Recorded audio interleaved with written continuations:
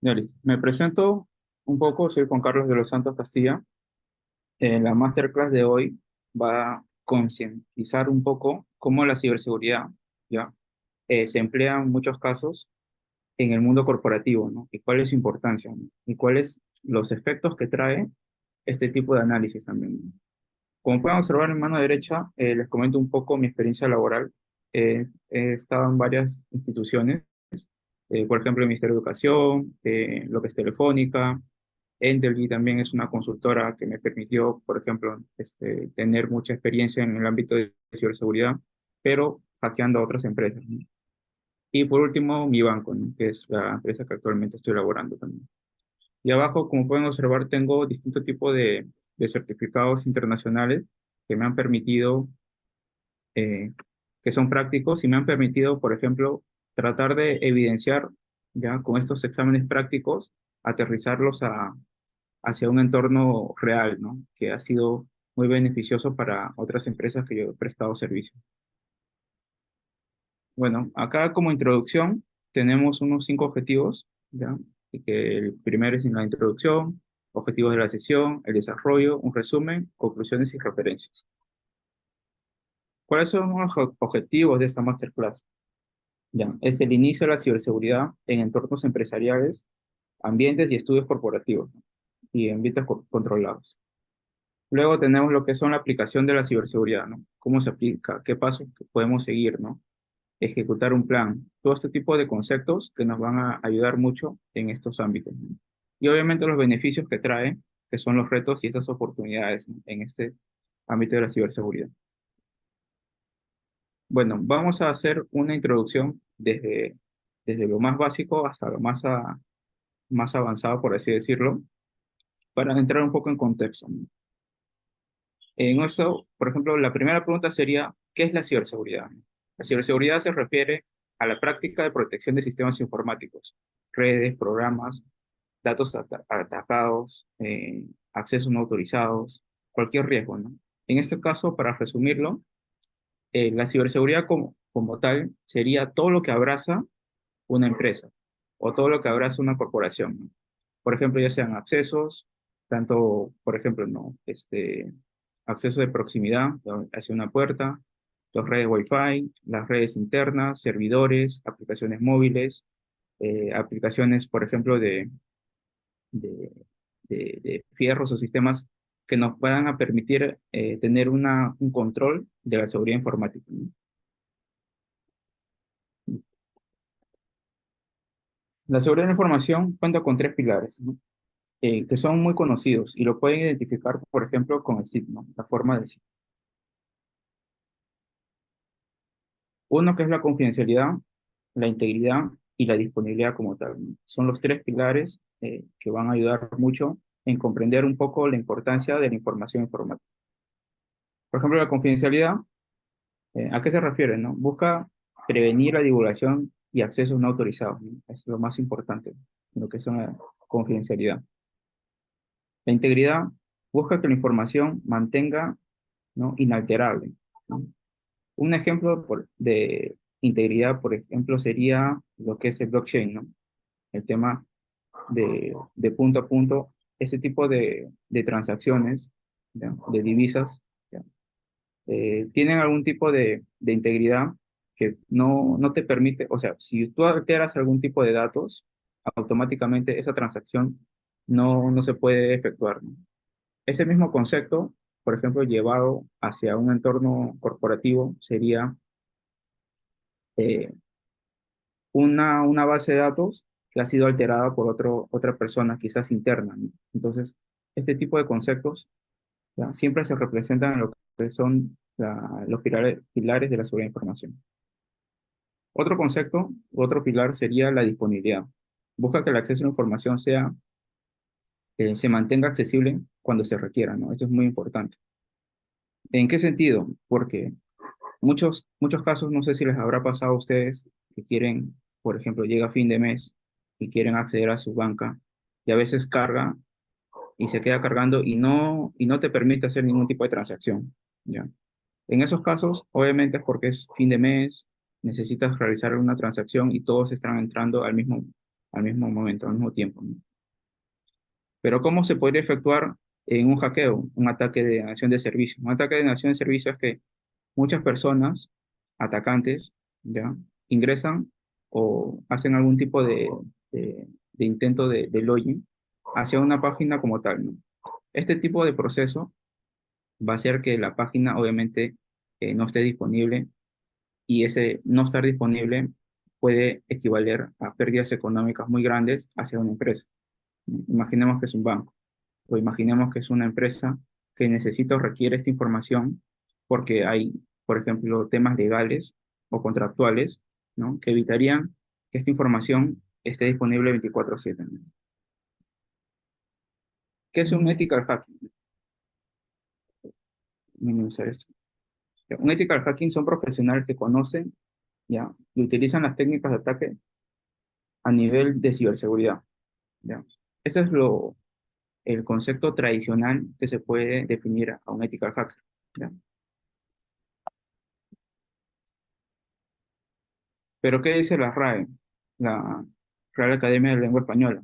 Antiguamente, a un ethical hacker se le definía de una forma equivocada, ¿no? Por ejemplo, decía un pirata informático, lo cual obviamente no era un concepto muy definido en esos tiempos, ¿no? No era un concepto muy definido.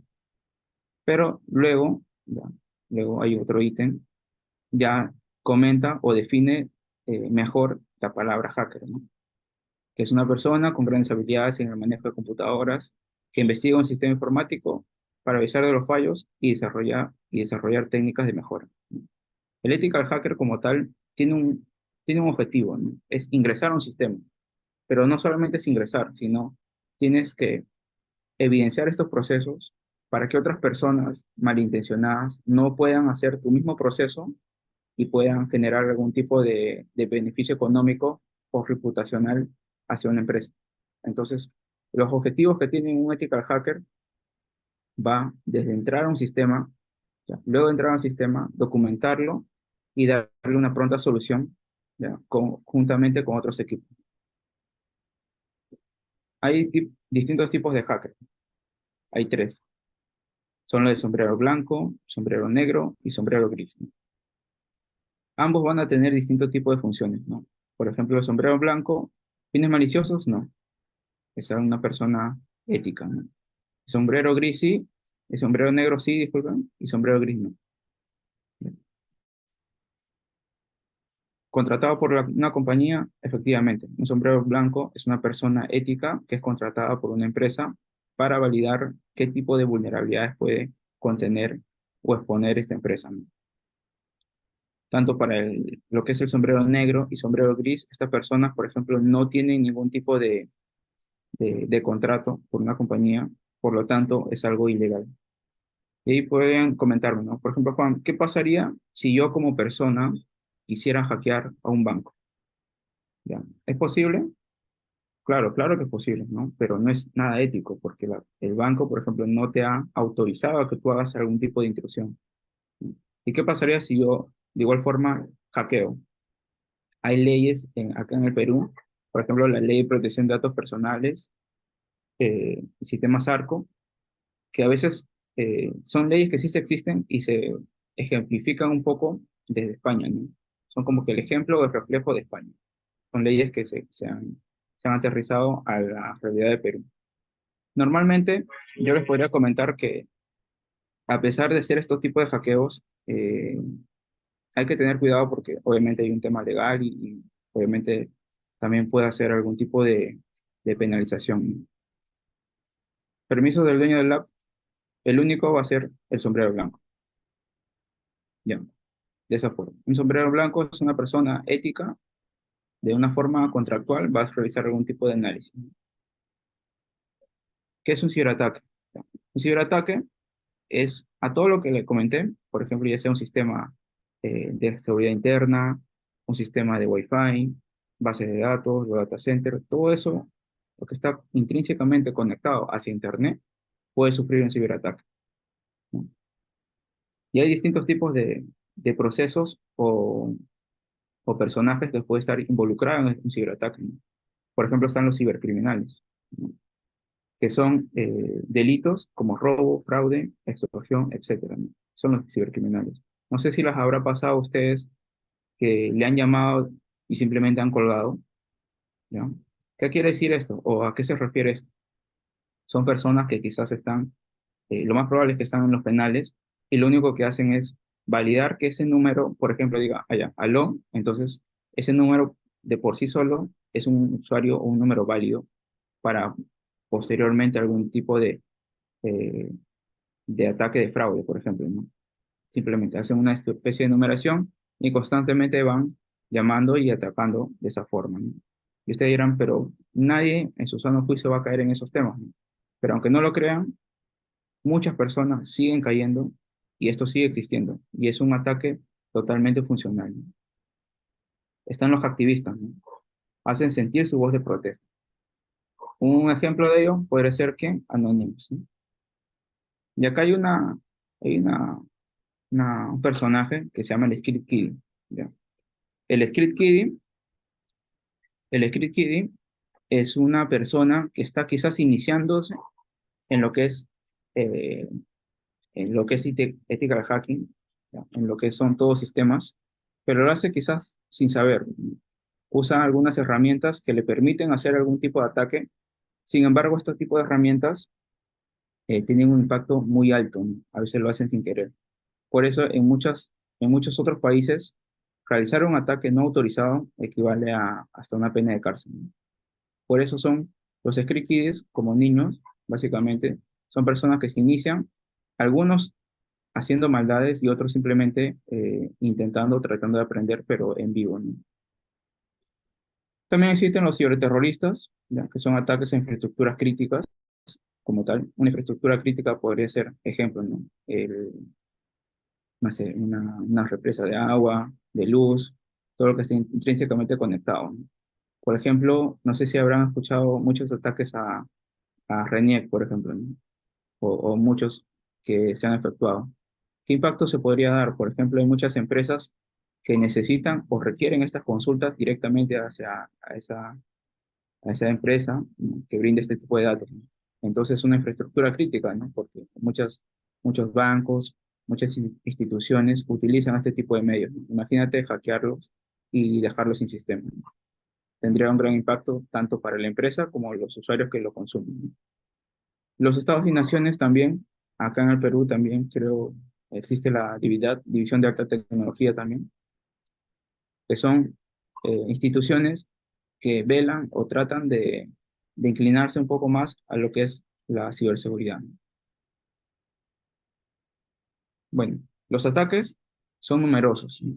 ¿Cuándo han crecido los ataques? Cuando empezó la pandemia, ¿no? Muchas personas estaban encerradas, muchos hackers no podían ni salir, y esto permitió que todos estos ataques incrementen de una forma muy exponencial, ¿no?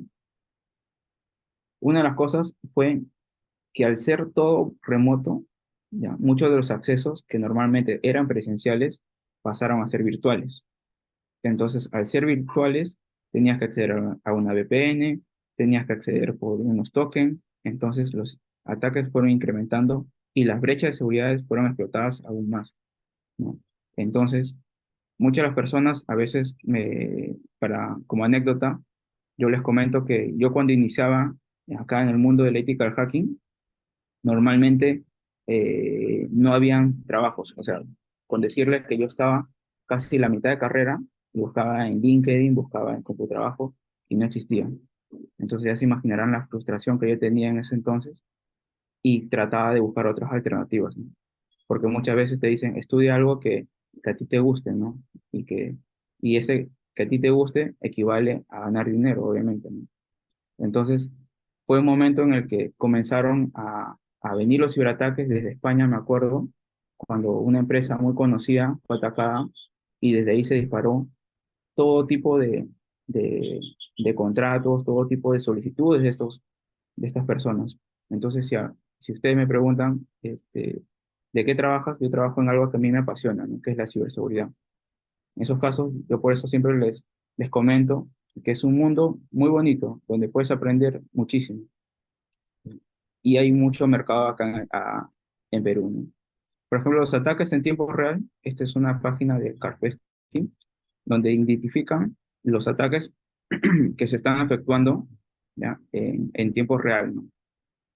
Y casi siempre Perú es uno de los países que dan ataques hacia otros países. Es decir, que en Perú, bueno, hay personas éticas y no tan éticas, pero a nivel de Latam, Latinoamérica, Perú es uno de los países con mayores profesionales, ¿ya? Reconocidos, ¿ya? Seguido de Argentina, que son unos referentes, ¿no?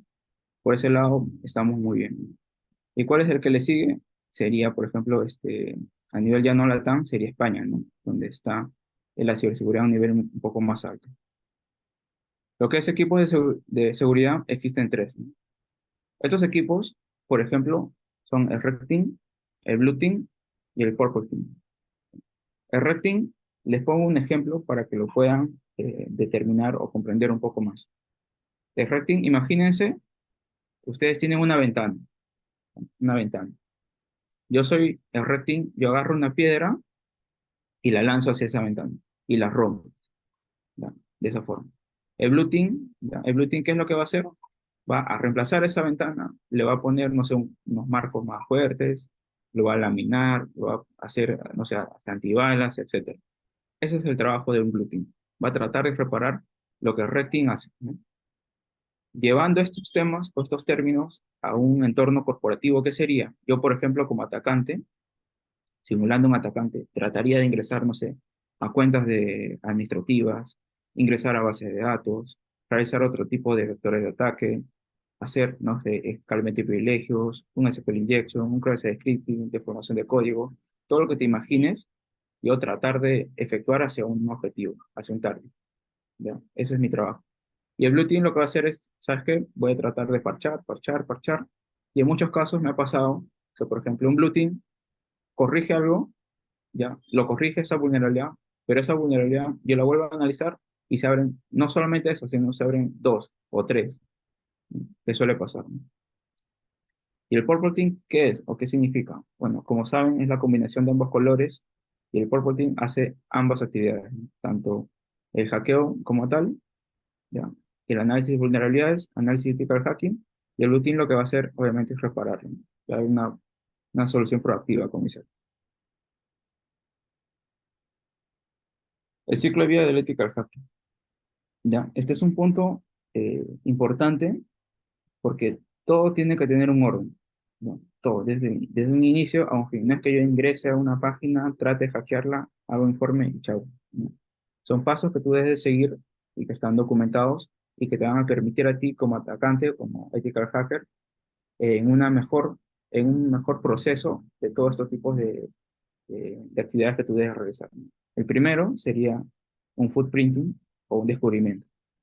Un descubrimiento lo que vas a hacer es, ya, primero, ¿qué voy a atacar? Por ejemplo, imaginemos que es la página oficial de TechSoup, ¿no? Que está pública, ¿no? Entonces ya tengo definido mi objetivo. Allá, ¿qué tipo de DNS tiene? ¿Qué tipo de enumeraciones puedo realizar, ¿no? Que es más adelante. Pero es la fase inicial, ¿no? El descubrimiento. Luego está el escaneo de red, ¿no? ¿Qué tipo de subdominios pueden haber? ¿Qué tipo de páginas alternativas puedo tener y llegar a un mismo fin, etcétera, ¿no? Y la enumeración, está la enumeración de usuarios, la enumeración de, de dispositivos que se pueden quizás conectar, ¿no? Ese tipo de enumeraciones se pueden realizar en esta parte, en esta fase. Y la fase más importante y que define casi todo un informe, define casi todo algún tipo de trabajo, sería la fase de explotación, ¿no? Que es la que más me gusta y a todos, ¿no? Quizás los que están presentes y tengan un conocimiento de hacking, le va a gustar, ¿no? Es acá donde tú ingresas y piensas fuera de la caja. Me ha pasado que yo, por ejemplo, había que hackear así, les comento, ¿no? Tenía que hackearlo España, una empresa de España, tenía que hackearlo un SOC, tenía que hackearlo otra área que era el proveedor de esa empresa donde yo laboraba, y yo nada más. O sea, cuatro personas. Íbamos a hackear la misma página. Entonces yo lo tomé como un reto personal. Y me quedé bastante tiempo tratando de analizar, y veía que todo estaba correcto. Y aparte, esa misma página ya había sido analizada años anteriores, ¿no? Entonces lo que yo hice, y les comento como caso de éxito, fue que yo traté de pensar fuera de la caja, ¿no? Visualicé los procesos, visualicé algún tipo de técnica de bypass, ya, con diferentes tipos de herramientas. Les recomiendo, por ejemplo, Bursuit, que es una herramienta muy buena, ¿ya? O WhatsApp es buena para iniciar, pero el Bur te va a dar mayor tipo de extensiones y ayuda. Entonces, con esa herramienta yo, que es manual, comencé a ejecutar algunos procesos, algunos requests y response, y logré ingresar al sistema como tal, ¿no? A la información del sistema.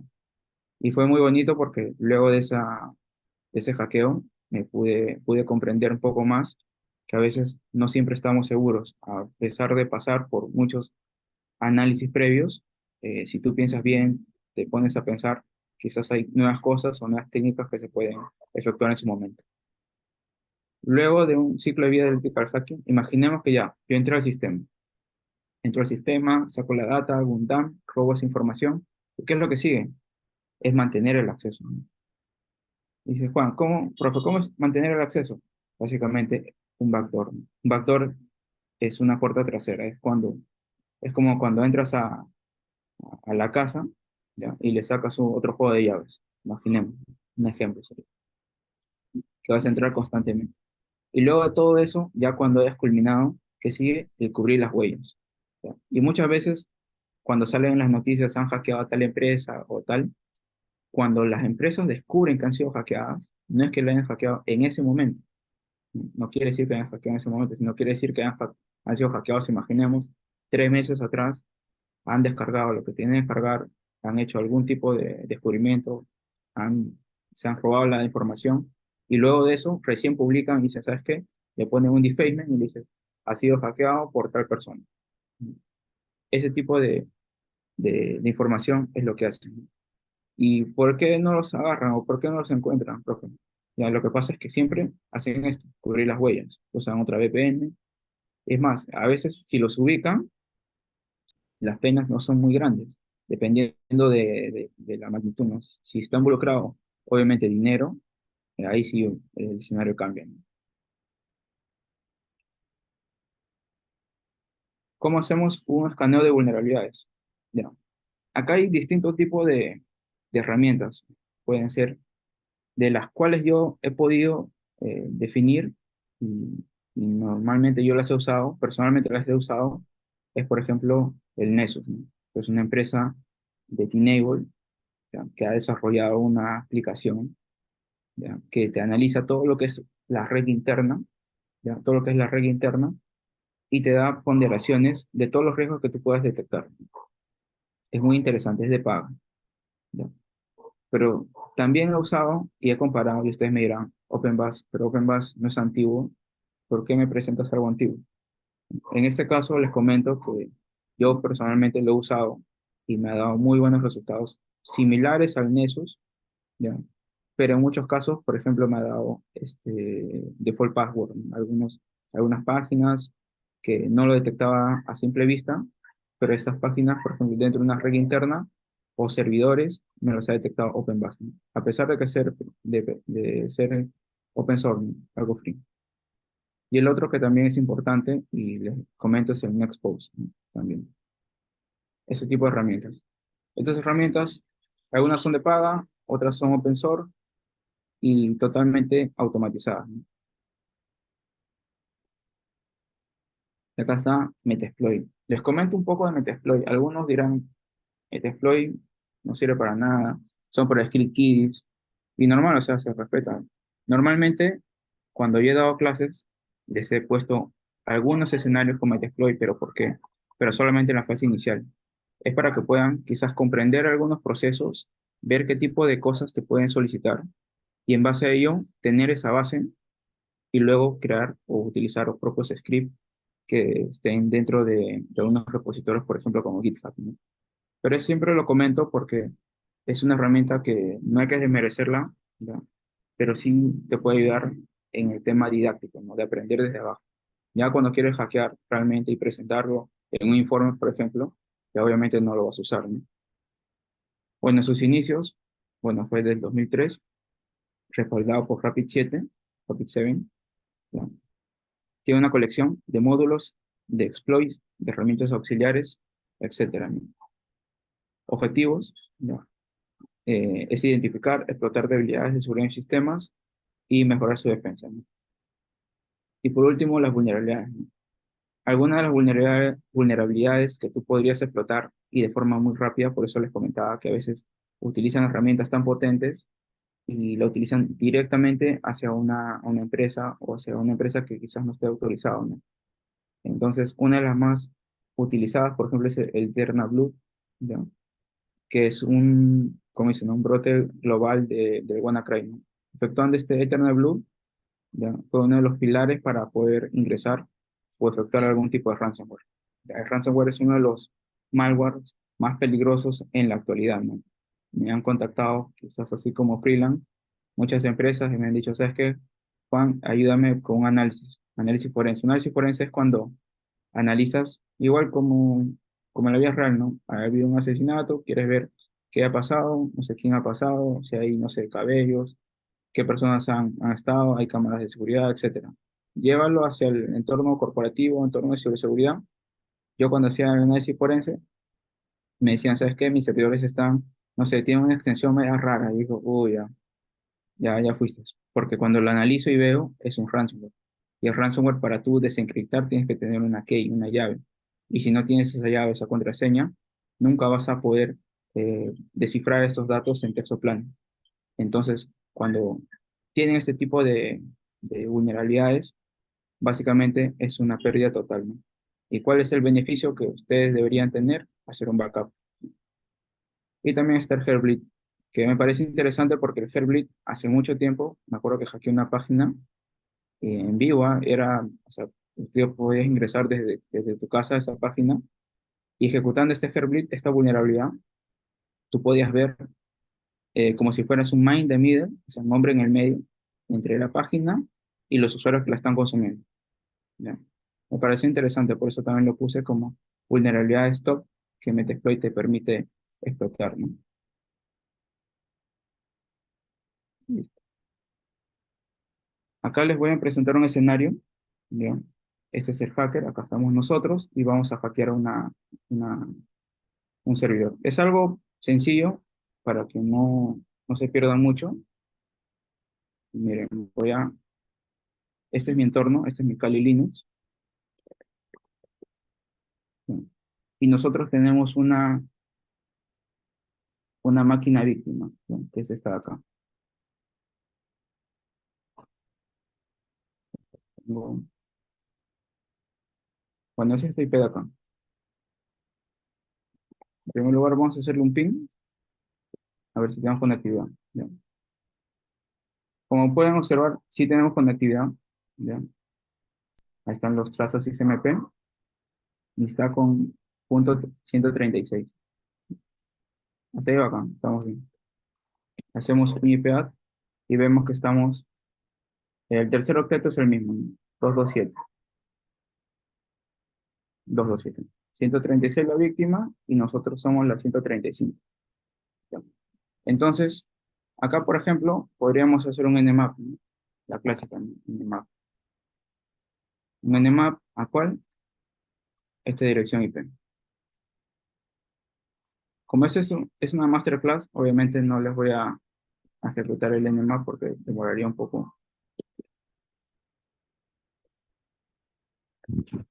pero sería de esta forma, una especie de numeración inicial, ¿no? ¿Cómo inicias a hackear? Con nmap. Desde ahí arranca. Entonces, lo que yo voy a hacer es tratar de evaluar un puerto 5900, ¿ya? Entonces, cierro ese de acá y vamos a evaluar ese puerto, ¿ya?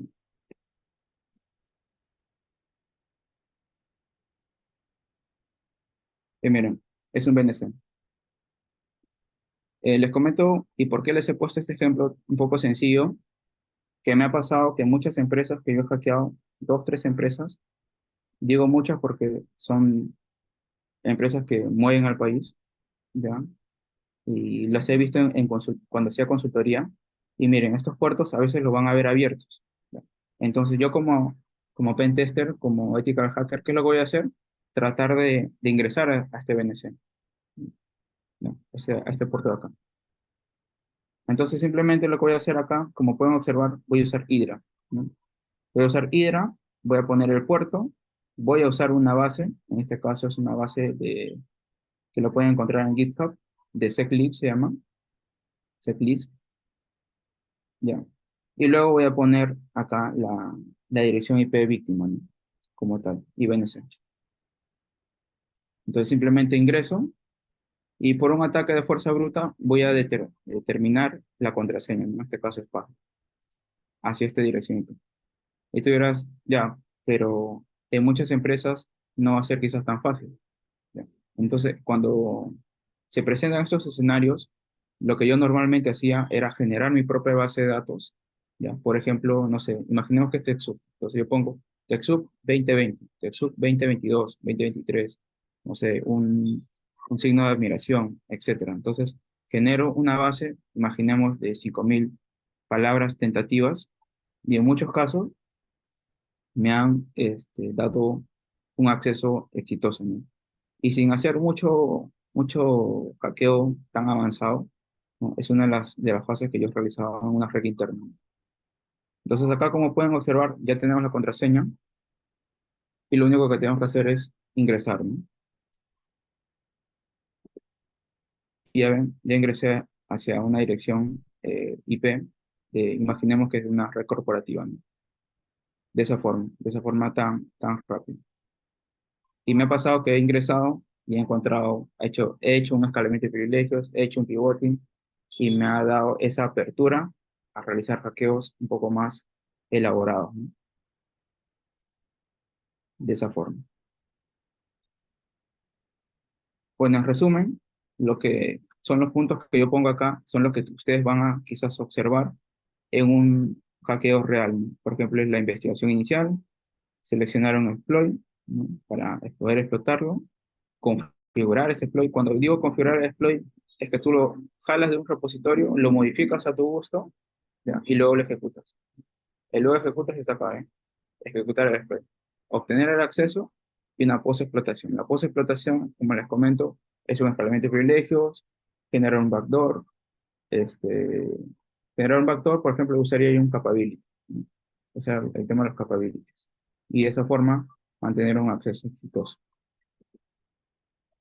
Soluciones, ¿cuáles son las soluciones? O sea, ¿cómo podemos nosotros observar o tener algún tipo de solución ante estos hackeos tan realizados por muchas empresas, hacia muchas empresas, ¿no? Por ejemplo, es el tema de la concientización, ¿ya? Y la formación es muy importante. Como dicen, el eslabón más débil es la persona, es el usuario, ¿no? Muchos de los hackeos a nivel internacional han sido ¿por cuál?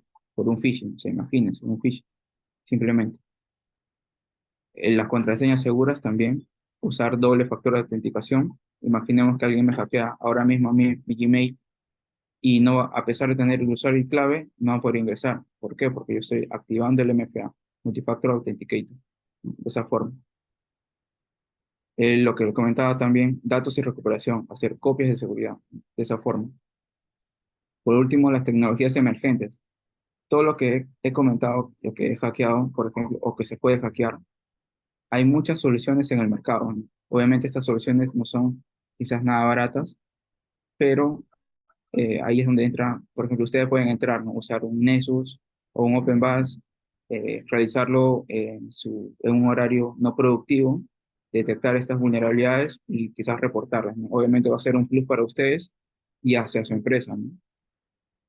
Y luego, obviamente, pueden tratar de adquirir, o otros que quizás estén en la sala, tratar de adquirir algún tipo de solución un poco más elevada, ¿no? Por ejemplo, un EDR, ¿no? Que son detecta y responde ante algún tipo de incidencia. Bueno, como conclusiones, o sea, tienen que realizar pruebas éticas, responsabilidades, acuérdense bien las responsabilidades legales, conocimiento de experiencia, siempre hay un aprendizaje continuo, como les comenté. Yo cuando inicié en el ethical hacking, eh, a veces, a pesar de que no habían muchos puestos en ese entonces, yo seguía estudiando, y porque yo pensaba que el trabajo no iba a venir acá en Perú, o sea, yo tenía que salir a buscarlo en otros países. pero es algo, por ejemplo, que les comento que acá en Perú hay muchos puestos y que solicitan muchísimos puestos de ética hackers o de pentester y son, o sea, conforme vas avanzando, la remuneración también va avanzando, ¿no? Y por eso estos personajes son muy bien pagados. Imagínate saber de ética hacker, ser programador y sumarle algo de nube, o sea, es un golazo. Consentimiento y autorización. Siempre cuando realicen algún tipo de evaluación, ya, siempre tiene que haber una autorización de por medio. A veces a mí, en lo personal, me ha ganado y he tratado de ingresar y he ingresado y luego los he reportado y a veces no, ni siquiera me han dado las gracias. Pero imaginemos que yo, no sé, lo publico o lo hago viral, obviamente lo van a solucionar, pero así, muy rápido, ¿no? Bueno, acá les dejé algunas referencias y acá una reflexión, ¿no? Me dijiste que estaba seguro de lo que sentías por mí y un sistema seguro, ¿no? Es lo habitual, nada es seguro. Y eso es todo. Muchas gracias.